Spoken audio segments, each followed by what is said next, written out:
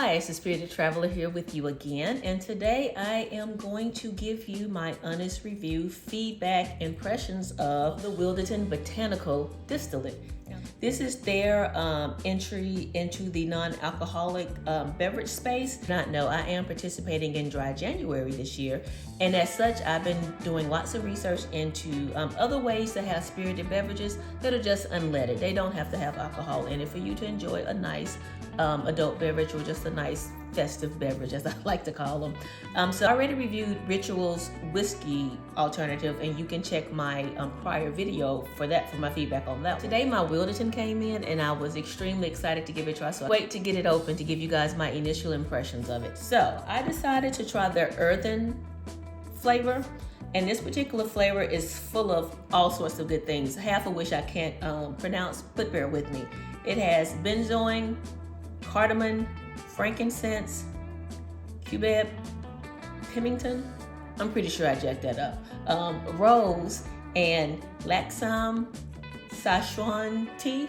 I'm pretty sure I jacked that up as well, but that's what's included in this. Let me give it an initial whiff here. Okay, I love the way this smells. It makes me think I walked into like an apothecary or an incense shop or an herbal shop or something of that, something along those lines. You can get the frankincense very heavy off the nose, but it's not overwhelming. It's a nice light. It just, I love it. It's a very relaxing smell. I actually enjoy this bouquet immensely.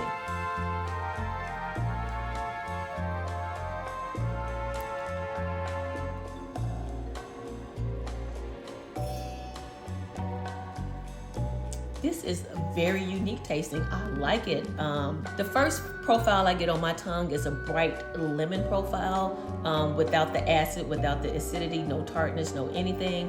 Very nice and light. And then after that, it's like a mellow, smoky herbaceousness that just coats the back of your throat. I really do love this. This is really good.